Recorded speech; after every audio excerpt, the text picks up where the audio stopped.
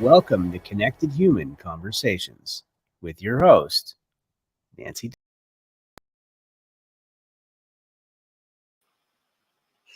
Hey everyone, how are you doing tonight?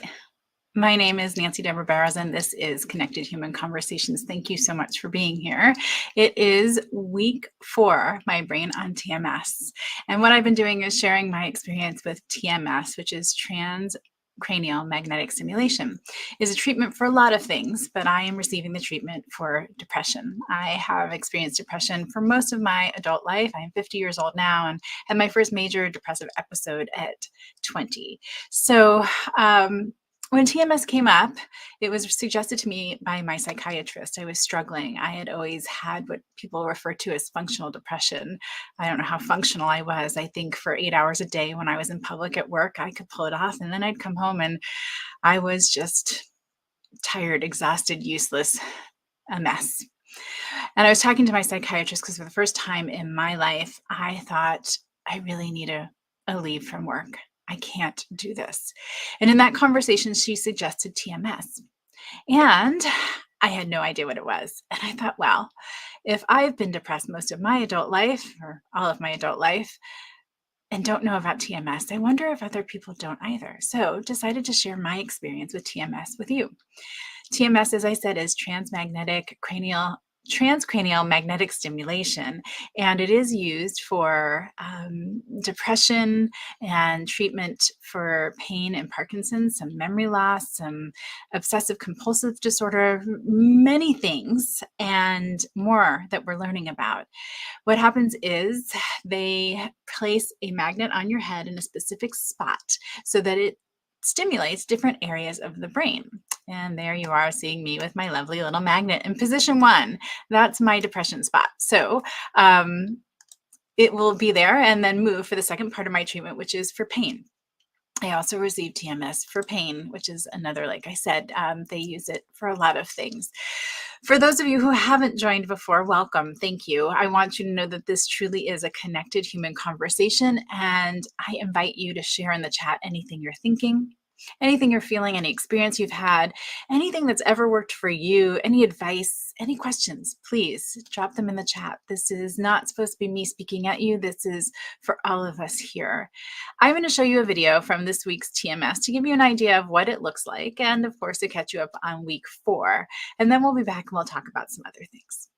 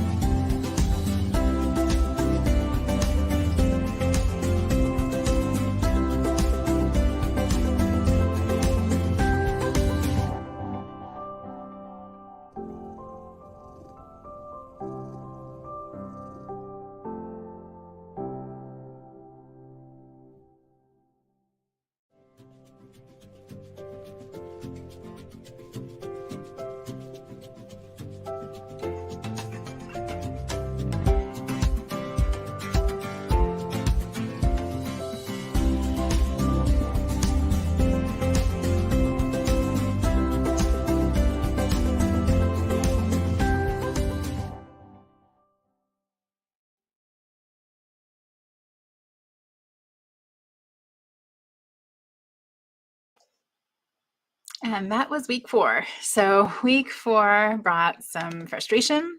I had told you that week 2 sort of set in where I realized the enormity of the commitment that I was making.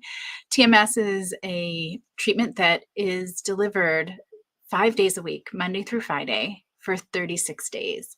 And depending on how it falls out, it can take 6 weeks, 7 weeks, 8 weeks, 9 weeks.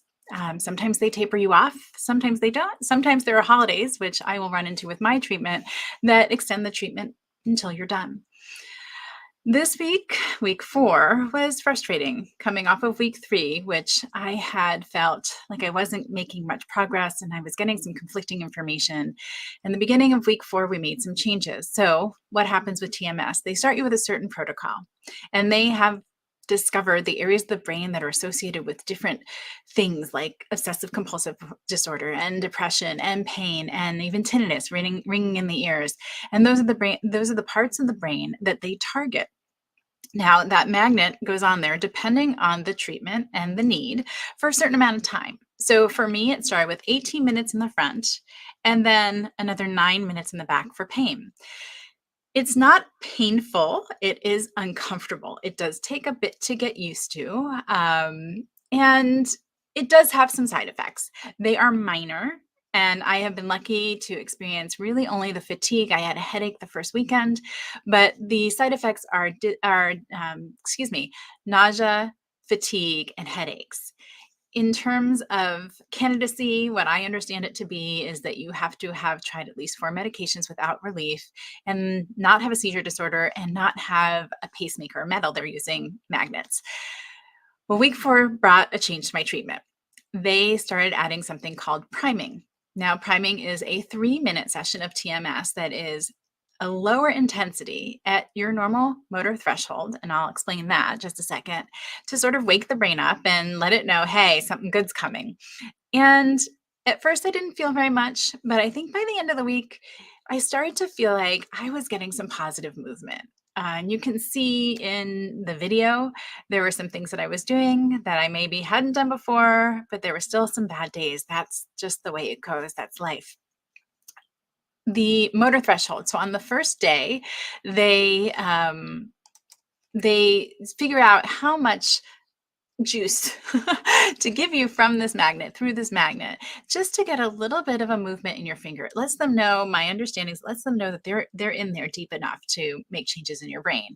And what they're trying to do is take your motor threshold, and everyone's different, and it doesn't matter. Higher motor threshold doesn't mean it's going to work better. Lower doesn't mean it's going to work less well, and vice versa. It's just every individual brain has its own motor threshold. What they are trying to do is get you up to 120% of your motor threshold. So they started me lower. I started at 90.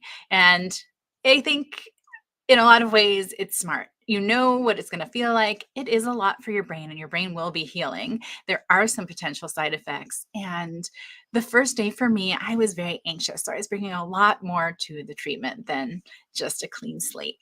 So that's part of this week's changes. Now, before we go any further, I want to remind you, if your brain is lying to you and telling you that you do not matter and no one will miss you, please, in the United States, pick up the phone and dial 988 to be connected anonymously with a qualified counselor. No matter where you are around the world, if you are having these thoughts, please go to your nearest emergency room for help and support.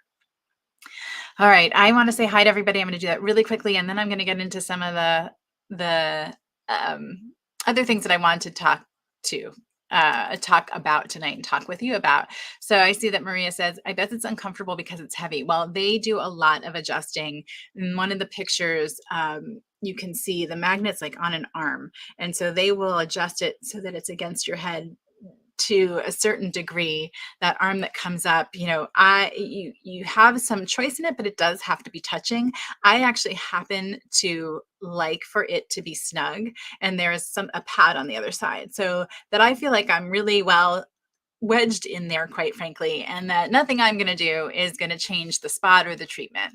But it is heavy, and it can be. I'm going to look through your comments. I see you, Robert Berry. Hi, Maria. Hi, everybody. Hey, everybody. And again, remember that this is a connected human conversation. I do not want this to be me talking at you for the remainder of this show and our time together. In terms of time, Maria, I think I answered that question. Now, if you're doing more than one treatment, if your treatment like mine over time changed, I started 18 minutes for depression and added 3 minutes, which if I'm mathing correctly, which is a stretch, it's 21 minutes now. And I started with 9 minutes for my pain and added 3, which is 12 minutes if I'm mathing right. So it can change over time, and they have the ability to change protocols and areas of the brain to best meet you and your progress. It's really, while it's a prescribed program and it's done 36 sessions, 1,000 pulses per treatment, they have some leeway, hey, Willie J, on where they are placing it, the angle of it, and again, they can play with that motor threshold and the intensity. Bob, so good to see you. I will have to check out your post. And Tim, thanks for being here. Amazing. I love that you're all here. I feel the hugs. I feel the love. I feel the support. I hope you are feeling it as well. If you have any questions about TMS or anything else, please drop them in the comments. I am going to be talking about depression tonight, and I'm going to be talking about how it's not always the most wonderful time of the year for everyone. Now, for many people it is, but for a lot of people who are depressed, it's not easy. It's not easy to show up with a smile. It's not easy to get dressed. It's not easy to go out of your house. It's not easy to do a lot of these things. And even for people who don't experience depression very often, the holidays can be challenging. So I wanted to share with you 2 tips, 2 things that I want to recommend that you try. And those are, first, before, when you're feeling strong or stronger, come up with a plan. It doesn't have to be an elaborate plan. I think I mentioned last time, I have a plan with a few close friends that if I send the SOS emoji, that means that I'm struggling. That means that I need you to check in on me. That means I need some support here more than, the average daily, let's just talk when we have a moment.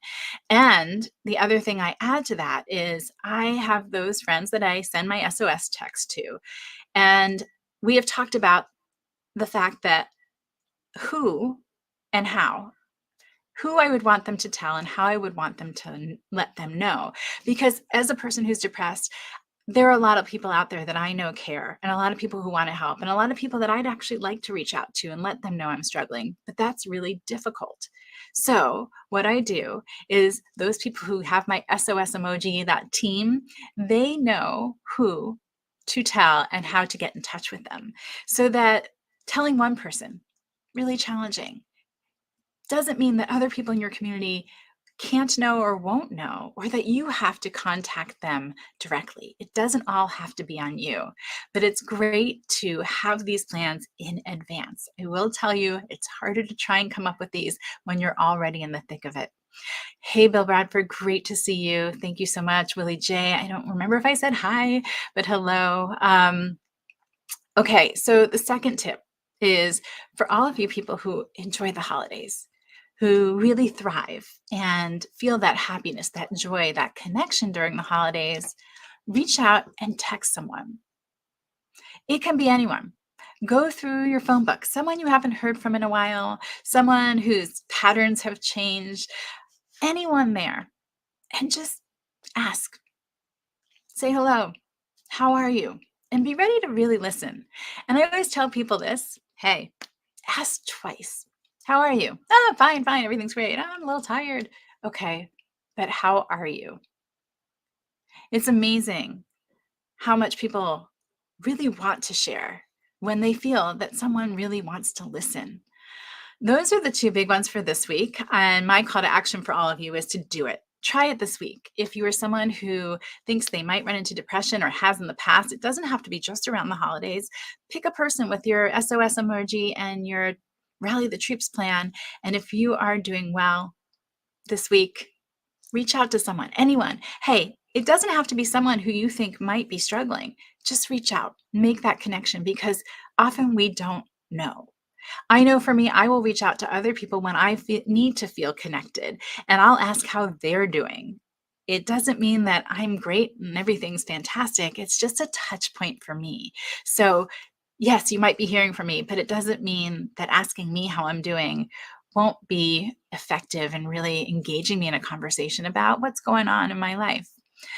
All right, so I'm going to mention it again. Here we are. If your brain is lying to you and telling you that you don't matter and you won't be missed, please, in the United States, please pick up the phone and dial 988 to be anonymously connected with a qualified counselor. And wherever you are in the world, if you're having these thoughts, please go to your nearest emergency room for help and support. All right, so let me say hi. A few people I saw came in. I see you, Carl Sean Watkins. The Rev is here. So glad you made it. I'm going to ask you guys to share in the comments as we go anything that's resonating with you, anything you might want to talk more about. Because like I said, this is a conversation. I'm going to share a little bit about me and what the experience has been with TMS, which is what we were talking about earlier, transcranial magnetic stimulation. It is a treatment for depression, among other things, where they use a magnet to stimulate parts of your brain. For me, for depression, it's stimulating the areas that should be more active. And in my pain area, it's trying to inhibit those impulses. Okay, so the other thing I'm going to put out there, because I think is important, is what are some of the challenges? I told you guys, I think it was week 2, that I hadn't showered in 2 weeks. I know that's hard for people to hear. And I know it's also really relieving for people to hear. Though some of the challenges that people with depression face are not things you would think of. And they seem to be the really easy, little, simple things that become incredibly hard. I shared with you that I will stand in front of the shower and have an entire conversation with myself about turning on the water and then trying to get myself in. That continues to be a challenge. I am not 2 weeks out. I've done better, but I still struggle with that. I continue to have that difficulty with getting into the shower being easy and without a battle with myself. Now, I've done better with a lot of things this week that I'm proud of.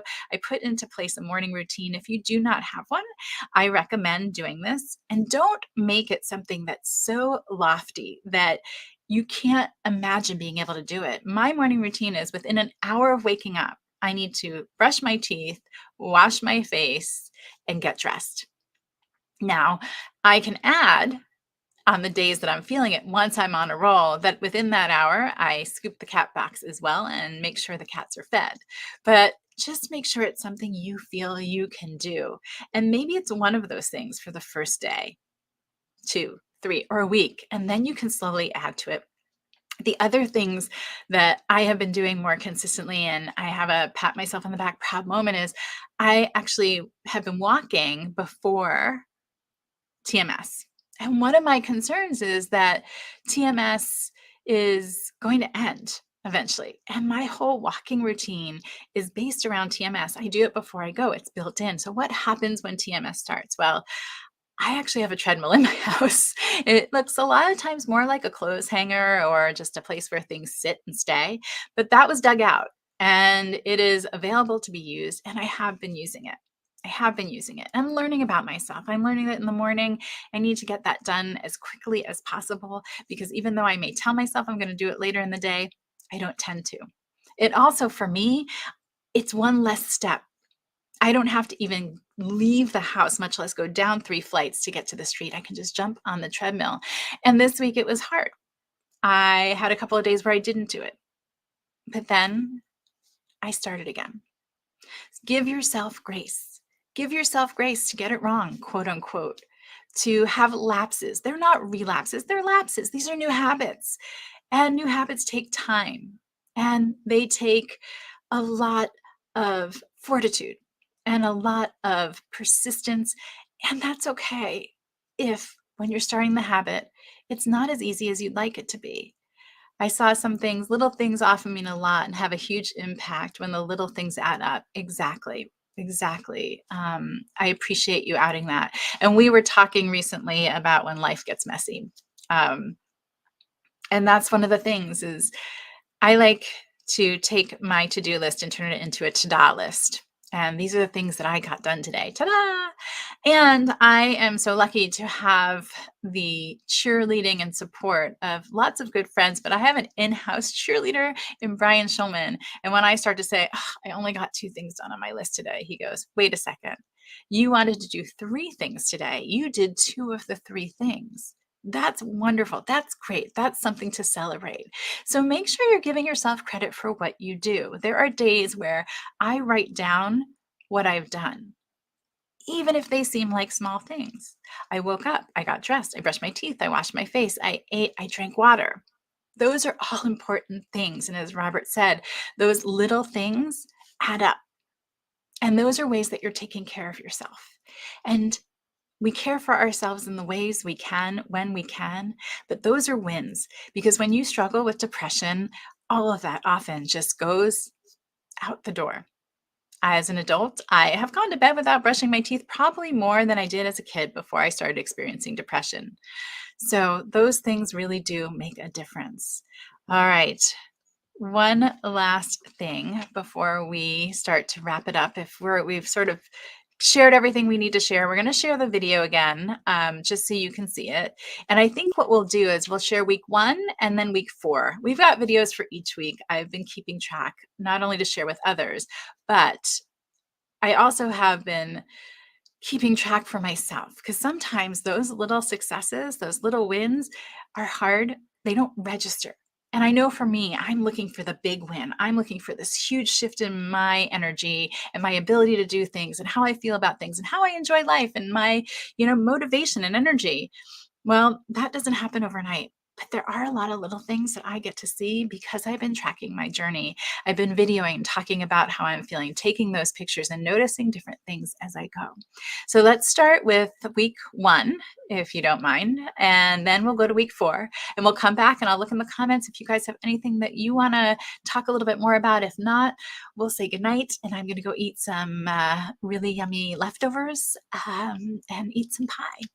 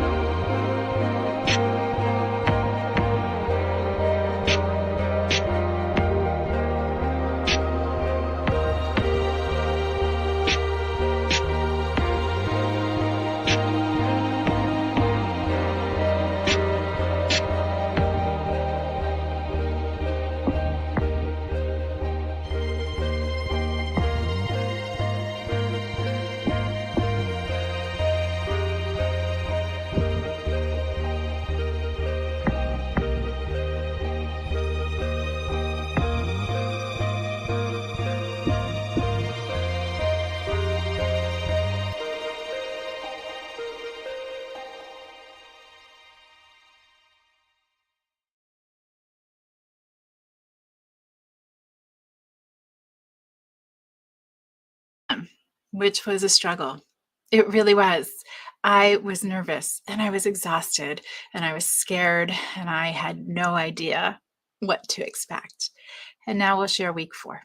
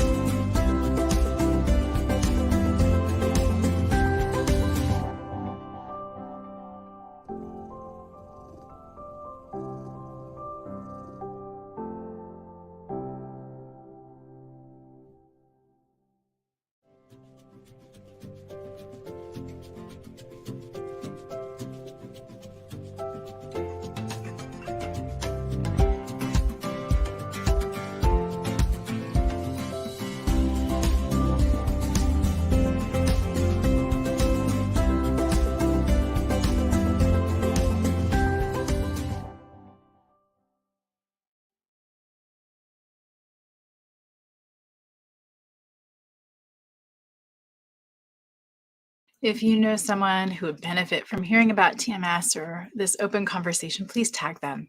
And if you have someone support you through some of your hard times, tag them and let them know they're appreciated. It is not easy to share the ugly, snotty, unsexy parts, but I do it because if it helps even one person feel less alone, then it's worth it. And as I say goodnight to you this evening, I want to share 2 quick things. One is something I wrote that I want to remind you is true about you. Over the years, I have starved my body, experienced crushing major depressive episodes, hated myself, hated the world, sabotaged relationships, grown, learned, cried, rejoiced, leapt forward, and fallen back. My name is Nancy Deborah Barrows, and I am an ugly, snotty, unsexy mess.